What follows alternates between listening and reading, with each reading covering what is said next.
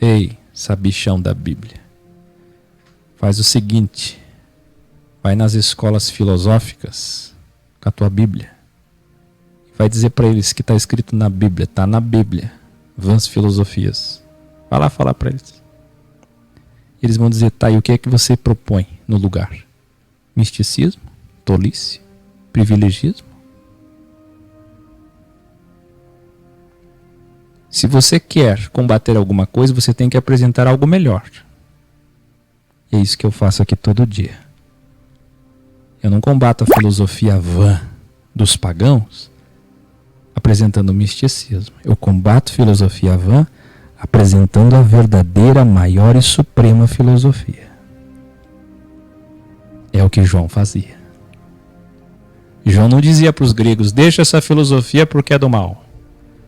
E sigam isso daqui da minha igreja. Não. Quem entendeu aí? Onde é que está o sábio para entender o que eu acabei de falar? Abrindo seu livro e revelando de imediato que Jesus é o Logos dos gregos, o verdadeiro princípio gênesis da razão cósmica, que é o que os gregos acreditavam. Responda para mim, Jesus ama os maçons? Jesus ama os Illuminatis? Jesus ama os esotéricos? Os espíritas? Os cabalistas? Responda para mim. Jesus ama os idólatras, os pagãos? E como vocês não têm vergonha na cara para dizer que anunciam o evangelho e ainda gritam para mim aqui todo dia, vai anunciar o evangelho. Vocês dizem que anunciam o evangelho combatendo eles e chamando tudo de diabo? Não é isso que João fazia. Eu faço o que João fez. Jesus ama todos os esotéricos, todos os pagãos e todos eles, muito mais do que aqueles que têm uma Bíblia na mão e fazem o mal. Não é assim? Então, se você quer convencer um homem que acredita no Deus Logos, só tem um jeito, provando quem é o verdadeiro Logos. Não se convence ninguém sem conhecimento maior do que ele tem. Você tem que provar. Você já viu convencer uma pessoa que conhece profundamente um esotérico a dualidade de Deus e você querer convencer ele que Deus é só do bem? Você está entendendo que se existe algum lugar que se anuncia o evangelho como ele é o que eu faço aqui. De modo que eu posso sentar com um esotérico na frente de vocês a qualquer dia e depois vocês colocam uma Bíblia para sentar com o esotérico. E depois pergunta ao esotérico quem tem razão. Faça isso. Eu pergunto a vocês, quem é que os esotéricos amam e respeitam? E muitos já entenderam a verdade e estão seguindo. Quem? Eu ou os Bíblias? É possível ganhar, como dizem os crentes, um gay combatendo ele e jogando ele no inferno? Mas é o que eles fazem com os esotéricos, com os pagãos, com os dualistas. João nunca fez isso. João nunca fez isso. Você está vendo João colocar aqui, é tudo do diabo isso aí. Está vendo? Com o maior amor ele está dizendo, ei, a filosofia é aquele que fez a luz e as trevas, mas as trevas não vencem a luz. Aí sim, o romano, o pagão, o grego que abrir esse livro de João vai tremer e vai dizer, como posso refutar isso? Aprendam. João está anunciando Jesus aos pagãos e esotéricos, apresentando ele como verdadeira filosofia. Logos tem um equivalente em hebraico que significa sábio. Olha só que lindo. Sabe aí onde está na tua Bíblia verbo ou palavra? Em hebraico, o equivalente é sábio. Provando também que até em hebraico, é claro, óbvio, é a sabedoria. Para João, Jesus, escreva isso, escreva. Melhor dizendo, Jesus era a encarnação da sabedoria. O título desse grau, escreva isso. Registra isso na história. Jesus é a encarnação da sabedoria. Jesus, a sabedoria encarnada. Quem é Jesus? Ele é a filosofia. É assim que João revela a expressão eu sou da primeira Bíblia Tanakh. Eu sou é o existir. Você entende agora por que o título dele é Eu Sou? É a ação das coisas, é a luz do holograma, é o código-fonte, é a vida de tudo, é a possibilidade de existência de todas as coisas materiais e imateriais. Ele é a sabedoria. Yohanan continua. Depois de fazer esse prólogo, João fala dele. Surgiu um homem enviado por Deus, e enviado por Deus vocês sabem que é apóstolo, que se chama João. Culture, assim como Jesus, João falava dele mesmo como se fosse outra pessoa. É uma prática humus, humildade. João veio ser testemunha desta luz. Está assim na tua Bíblia. É aqui o original. Ele falando dele mesmo. Desta sabedoria para que todos os homens creiam nele. João não é a luz, ou seja, eu não sou essa luz, mas testemunha desta luz. A luz e a verdadeira Sofia que chegou para iluminar todos os homens. Esta luz, esta sabedoria esteve aqui entre nós, no mundo dos homens, o mundo criado por ele mesmo. Mas o mundo, que mesmo tendo sido ele que criou, não o aceitou, não o recebeu, não o reconheceu. Ele veio exatamente para os seus, Israel. Mas os seus, Israel, não o receberam.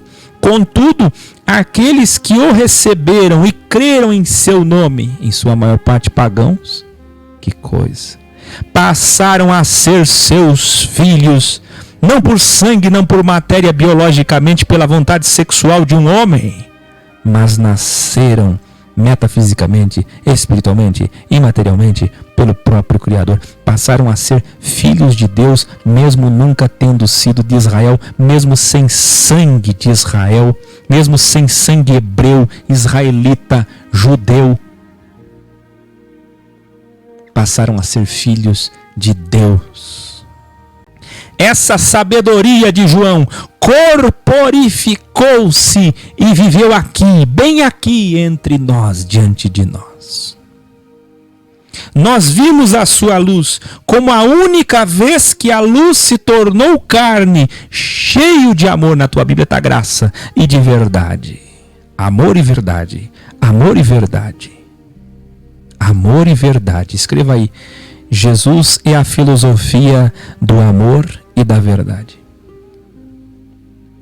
Na sua Bíblia está unigênito. O cidadão vai ler 1000 vezes e não vai entender. Unigênito, filho. Aí aprende a consubstância trinitária constantínica. E aí vai achar que tem segunda pessoa da Trindade. E nunca vai ser revelado a você o que João sabia. Revela a você. Jesus é a sabedoria em carne, porque o Criador é essa sabedoria que desceu entre os homens e teve um corpo. Isso é Jesus e não outro Deus. É isso que significa unigênito, único filho. Escreva aí, Jesus é filho único. Escreva assim, é a única vez que Deus deu uma chance. Chance é graça. A única chance. Escreva isso, Jesus Cristo é a tua única chance. Jesus Cristo é a única esperança, a única chance do Criador aos homens. Quando Ele, a sabedoria, se tornou matéria, num corpo de carne, dizendo aos homens, eu estou dando a vocês uma chance. É isso que significa unigênito. Entendeu? Mas você vai perguntar para um católico trinitário, um protestante trinitário, ele vai dar todo tipo de resposta dentro daquele bojo maldito doutrinário teológico engessado, e ele nunca vai entender o mais óbvio que sempre esteve diante dele, que Jesus é o enviado, o braço direito de Deus, a sabedoria corporificada, que veio dar uma chance. Unigênito significa única vez. É a sua única chance. Escreva aí, Jesus é a única chance.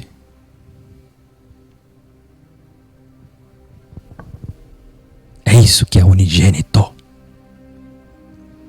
Agora João fala do seu xará, o último profeta da primeira Bíblia, que ele não chama de Batista.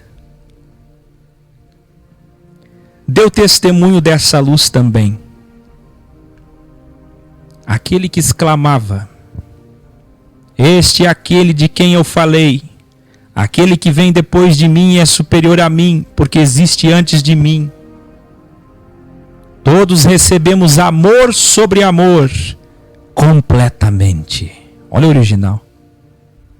Olha o que é que Jesus fez em 1260 dias. Amor sobre amor, até transbordar. Evolução. Pois a primeira Bíblia foi dada por Moisés, mas o amor, a chance de salvação e a verdade vieram através de Jesus Cristo. Diz João: nunca ninguém jamais viu o Criador, porque ele é imaterial. Mas ele foi visto quando esteve aqui como unigênito, como filho único, única chance, única vez. Você está entendendo que ninguém pôde ver a Deus, ninguém, em 4.000 anos nunca ninguém pôde vê-lo, e depois que ele partiu 2.000 anos até hoje ninguém pode vê-lo. Você pode vê-lo, você não pode vê-lo, mas eles viram. Mas João viu. Por 1260 dias a sabedoria esteve em carne aqui, e ele foi visto unigenitamente. Você entende? Como única vez. Quando os Bíblias de Jerusalém enviaram pastores ou padres, equivalente hoje, e levitas, diz a tua Bíblia, seriam os obreiros, auxiliares do templo, para perguntarem quem João era, ele não negou, mas confessou diante de todos: não sou o Messias. Se você não é o Messias, é Elias então o profeta? Perguntaram novamente, ao que ele respondeu: não sou. Você precisa dizer quem você é, precisamos de uma resposta. Anás, Caifás, os presidentes, os arcebispos do templo, eles querem uma resposta. O que vamos dizer a eles? Então João citou a Bíblia como resposta na passagem do profeta Isaías, dizendo: eu sou a voz que clama no deserto, façam um caminho reto para o Senhor. Escreva aí, caminho reto. Aqui o termo reto é sinônimo de estreito, o que indica que Jesus falou dualmente de caminho torto e caminho reto. Qual que é a dualidade de reto? E não somente largo e estreito, como nós já revelamos nos graus anteriores, mas o certo, fazer o que é direito, right, é um caminho reto. Olha que interessante isso. Você pega da raiz, derivações, e vai entendendo cada vez mais o que Jesus fez. Olha, você vai tateando e vai sentindo o que Jesus falou, o que Jesus quis dizer, o entendimento real. Você vai tateando. Eu estou tateando, eu estou sentindo. Você consegue sentir comigo o que é que Jesus quis dizer quando ele disse caminho estreito? Ele está falando caminho reto. É isso que João Batista falou dele, caminho reto, usando Isaías. Escreva aí: as pessoas que estão no sistema religioso estão num caminho torto.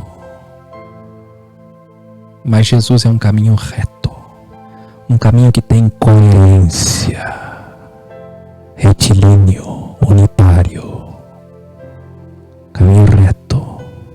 O problema do sistema é que você começa a estudar teologia, começa a estudar Deus segundo o que eles dizem, e você vê que as coisas não se encaixam. Elas não têm coerência. Você tem muitas perguntas sem respostas. E cada grupo que se diz de Cristo diz uma resposta diferente para a mesma pergunta. Mas Jesus está dizendo que ele é um caminho reto. Quando você chama uma coisa de torto, você está dizendo que essa coisa é confusa. Escreva aí, revelare. Transformaram a história de Jesus em labirinto. Escreva aí, ó. Fábio Viana, cadê o Marcelo? Terezinha. Transformaram a história de Jesus em labirinto. Ninguém acha saída.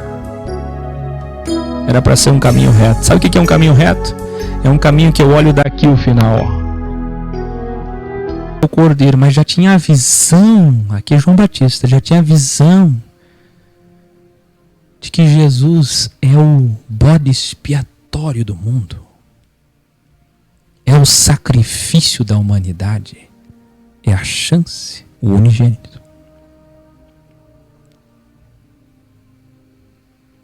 Quando os 2 discípulos de João Batista ouviram isso, decidiram seguir Jesus. Se João está apontando é porque é bom. Se ele é maior, eu vou seguir ele. Mas Jesus, vendo que os 2 o seguiam, perguntou a eles: o que vocês querem?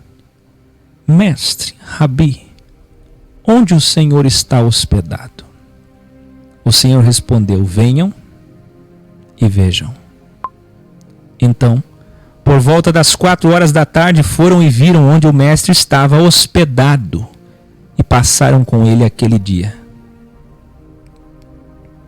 2 discípulos de João, quando ouviram João dizer: este é o Cordeiro de Deus, deixaram de seguir João na hora e foram com Jesus. E passaram a ser discípulos de Jesus. André era um deles, irmão de Pedro, pescador, um dos 2 discípulos de João que agora passou a ser discípulo de Cristo. André contou primeiramente a Pedro, seu irmão: encontramos o Messias, e o levou a Jesus. Quando o mestre mudou seu nome de Simão para Pedro, como já vimos. No dia seguinte, Jesus foi para Galiléia, onde chamou Filipe também, para o seguir. E Filipe, André e Pedro eram da mesma cidade, Betsaida. Filipe encontrou Natanael e disse: encontramos o Messias, que Moisés e os profetas escreveram na Bíblia. Ele é Yashua, da cidade de Nazaré, filho de Yosef. Mas Natanael, com dúvida ainda, perguntou: Nazaré? Uma cidade tão pequenininha e tão simples. O que pode vir de bom de lá? Como pode o Messias vir de Nazaré? Isso é interessante porque... Escreva aí. Agora ele vem em seu próprio nome como delta negativo, como braço esquerdo de Deus, para agremiar o joio. E eles vão aceitar e ser enganados por ele. Você está entendendo? Agora eles vão dizer assim: de onde vem esse Messias? Agora, em nossos dias, agora, dia 14 de maio, agora, até 14 de maio de 2025, fica de olho. De onde vem esse Messias? De Jerusalém, de Tel Aviv, de Paris, de Londres, de Nova York, de Washington. Você está entendendo? Quem está entendendo? Agora eles aceitam. De Tel Aviv. Mas quando era de Nazaré,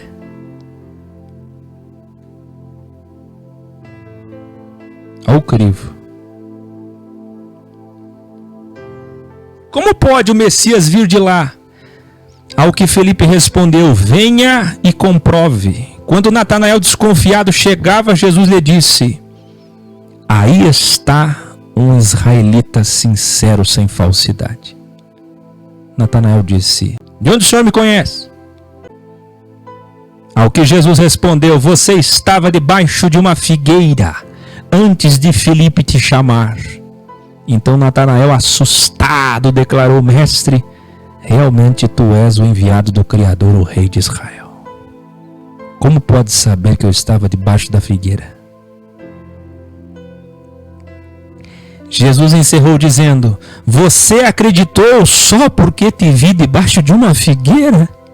Mas você verá coisas daqui para frente muito maiores do que essa. Então Jesus olhou para todos os seus primeiros discípulos e disse: daqui em diante vocês verão o céu aberto e os anjos subindo e descendo. Escreva aí, primeiro é subindo, depois descendo sobre mim. Daqui em diante vocês verão o céu aberto e os anjos subindo e descendo sobre mim. Revelare a escada de Jacó. Jesus é a escada, Jacó é Israel, a pirâmide por onde os anjos sobem e descem. Você lembra desse revelar nos vídeos de dualidade? Olha aqui, ó. Olha a pirâmide aqui, ó. Os anjos sobem e descem. Sobre quem? Sobre a cabeça de Jesus. Ele é a pedra angular com ângulo. Os anjos sobem e descem. Casa do pão. Quem lembra de Jacó? Vocês não lembram de Jacó?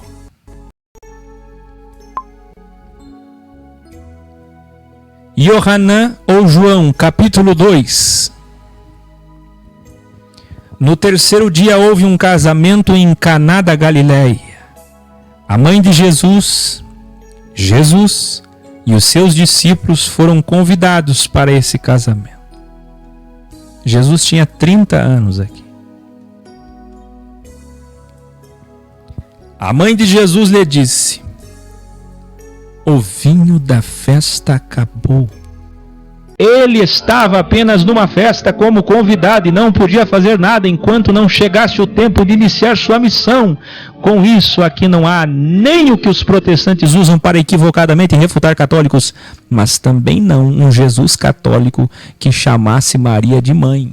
Ele disse mulher, ou que a tratasse como mãe divinal, ó mãe de Deus. Então Maria disse aos que trabalhavam na festa: façam tudo o que ele ordenar. Iluminare, vê, Maria sabia que Jesus faria algo, mesmo ele tendo respondido que não era o tempo. Ela sabia do seu amor irresistível. Eu queria que você escrevesse isso. João disse que Jesus foi amor sobre amor, graça sobre graça. Eu estou escrevendo um amor irresistível. Escreva isso. Um amor irresistível. Não me preocupe com isso, mulher. Não chegou o tempo ainda. E ela não saiu dali. Por favor, faz alguma coisa.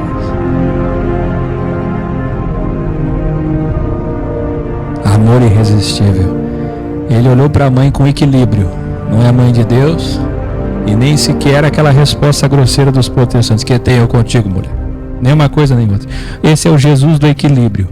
Jesus olha para ela e diz: vou fazer. Porque se ela disse, façam tudo o que ele ordenar, é porque ele concordou. Tá bom, mãe. Vou fazer.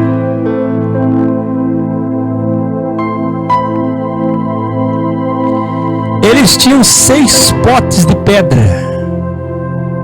Potes que eram usados, do mesmo tipo que eram usados para cerimônias de purificação. Escreva aí, cultos do sistema. Rituais do sistema. Em cada pote de pedra cabia de 80 a 120 litros de vinho. Jesus não resistiu, cheio de amor, disse aos que trabalhavam na festa: encham os potes com água até a borda.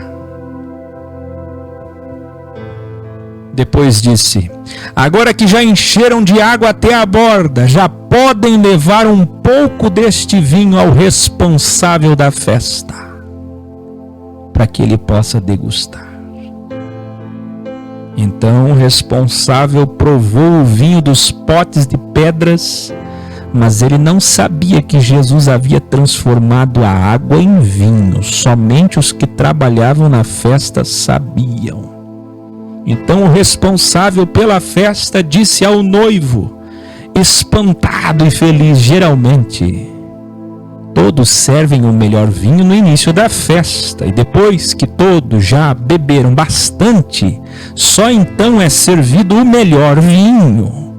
Mas você, dizendo ao noivo, fez diferente, pois guardou o melhor vinho para o fim da festa.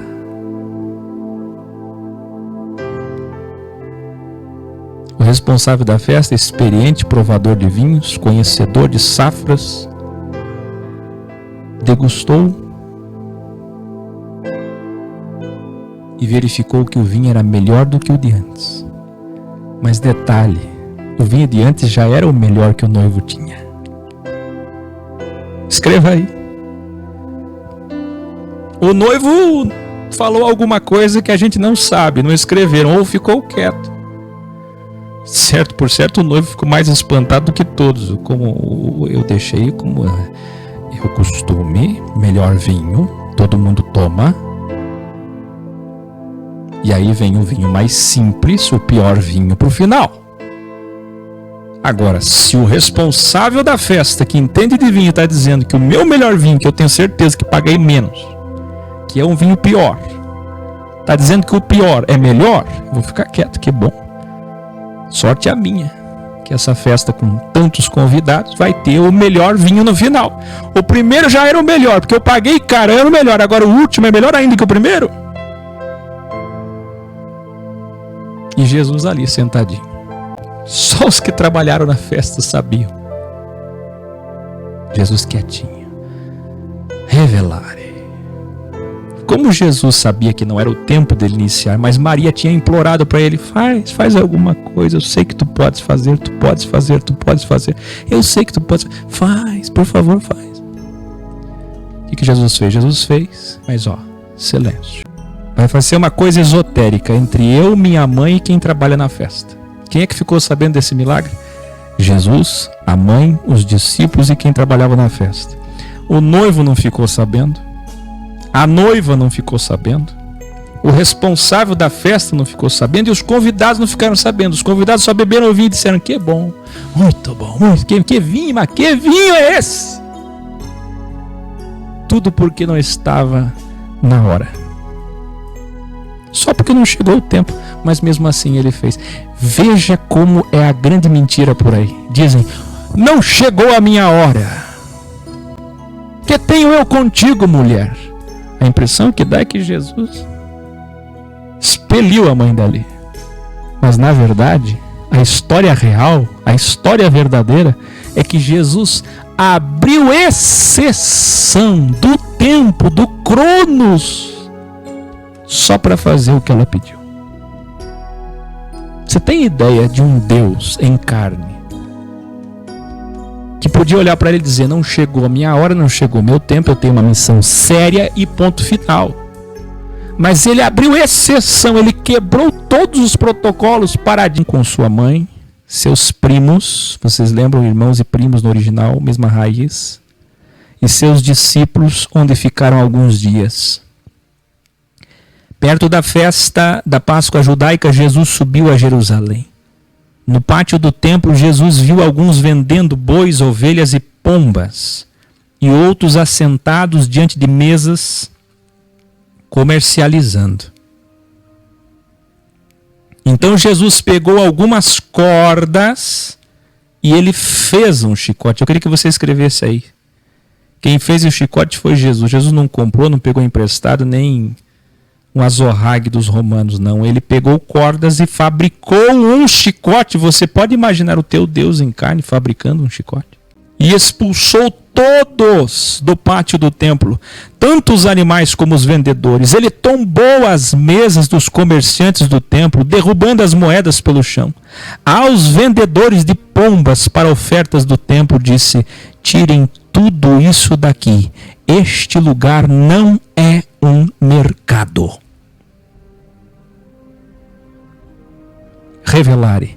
Nada de casa de Deus, mas sim um lugar onde ainda vigente a primeira Bíblia e o primeiro testamento deveriam usar para praticar o bem, como pediram desde Davi e Salomão.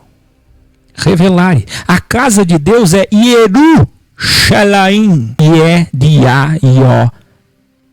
Shalaim, casa de Yahu, casa de Yé, casa de Yah.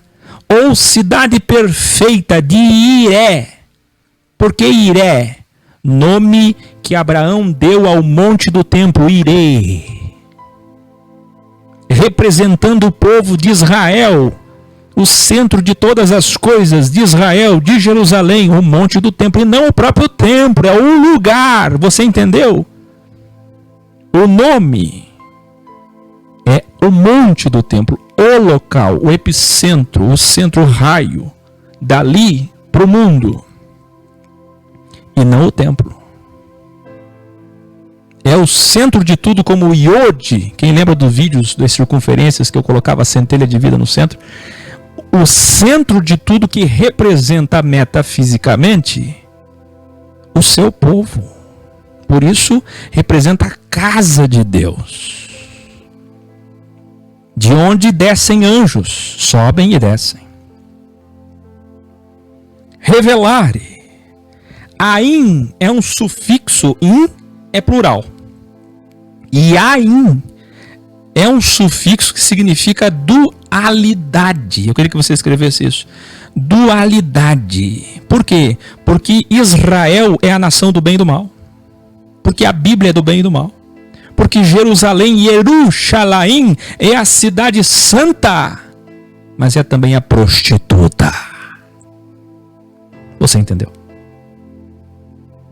É a cidade do bem, mas é a cidade do mal. E para representar isso metafisicamente, a cidade é cercada de duas principais colinas. Escreva aí. Revelar. Isso eu nunca disse. Nunca. Jerusalém, 7 montes, como Roma. Mas duas principais colunas físicas materiais que representam o bem e o mal. Ao mesmo tempo que é uma cidade santa, é uma prostituta, meretriz. Ao mesmo tempo que tem o Salmo, a palavra de Deus, a Bíblia do bem, a Bíblia do mal, da tentação de Jesus. Você joga que os anjos te guardam. Ao mesmo tempo que tem um templo que Deus permitiu para que eles pudessem fazer sacrifícios e expiar seus pecados ainda naquele tempo vigente, ao mesmo tempo, aquele tempo era usado para comércio, feitiçaria, adultério, manipulação, enganação, tamanha que culminou na morte de Jesus. Quem entendeu a dualidade? João era profundo, hein? O Evangelho de João é muito profundo. O Evangelho de João é simples para você que tem olhos fechados. O povo do Senhor não pode ser instrumento de venda, troca ou barganha. Onde está o povo do Senhor? Nas reuniões e encontros, claro. Então, as reuniões como eclésia não podem ser um mercado. Como já revelamos, Jesus expulsou 2 vezes os comerciantes do templo e não uma vez só. Essa foi a primeira, você está vendo a primeira vez que Jesus fez isso. Mas na segunda vez que ele fez isso, o que aconteceu com ele? Prisão e morte. 2 vezes Jesus expulsou os vendedores do pátio do templo. A primeira aqui, no início, Você está vendo que está no início? A segunda foi quando ele entrou em cima de uma jumenta. E aí mataram ele.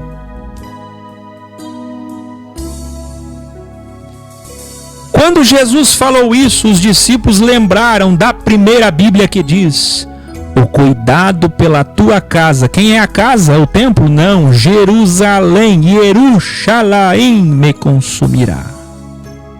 Veja, tua, me. Você pode escrever aí tua, tracinho, ou vírgula, me. O cuidado pela tua. Olha o pronome. Tua está falando da casa de quem? De Deus. Me consumirá. Consumirá quem? O Filho de Deus, o enviado de Deus, a única chance do homem unigênito. Você percebe?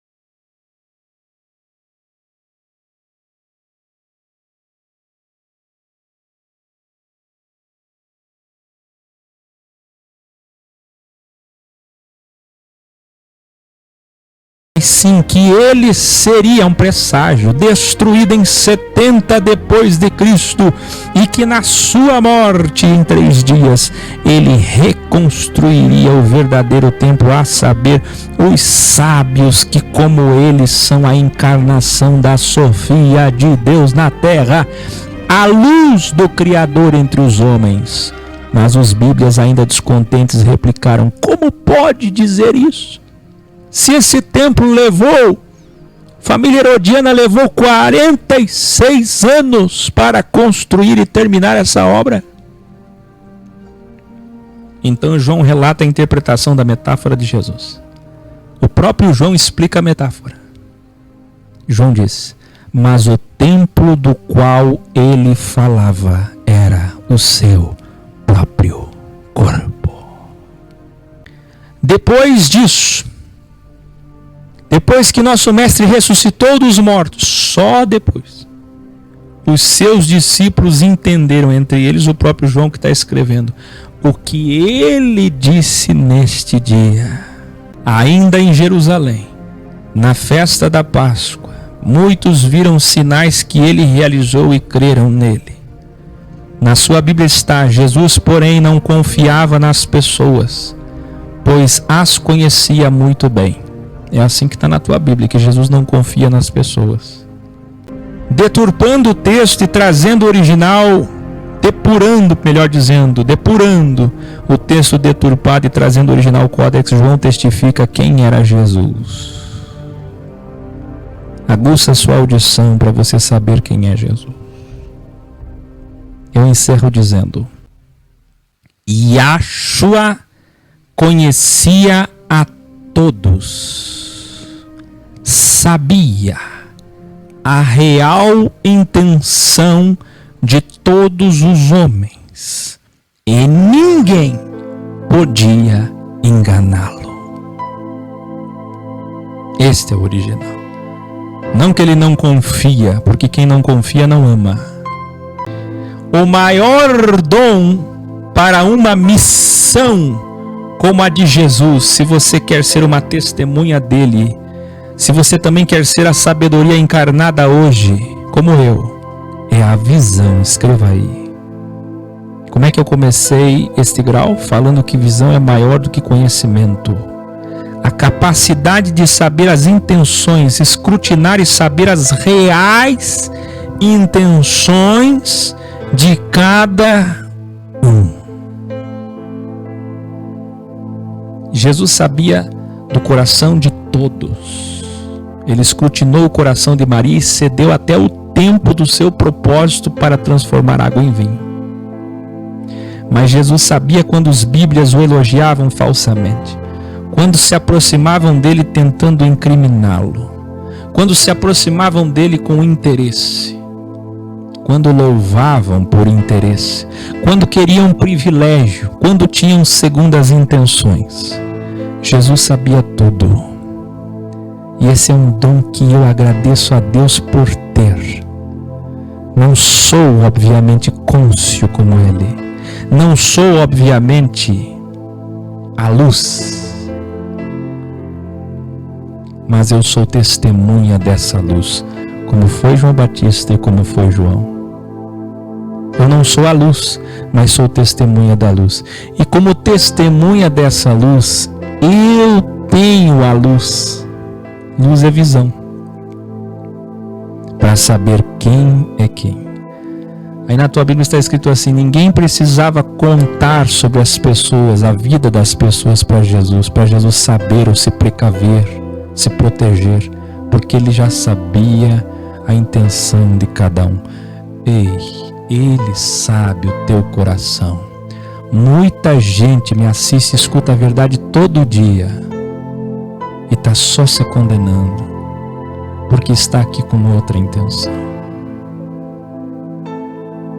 Se arrependa. Você já imaginou que terrível vai ser para você que me assiste e mesmo assim comercializa a fé? Você já imaginou que terrível vai ser para você que mesmo sabendo tudo o que eu falo, ainda assim vive a vida que você vive? Vocês têm alguma capacidade de discernir o peso maior que está sobre vocês? É muito triste saber tudo o que eu falo e mesmo assim escolher o mal. Boa noite.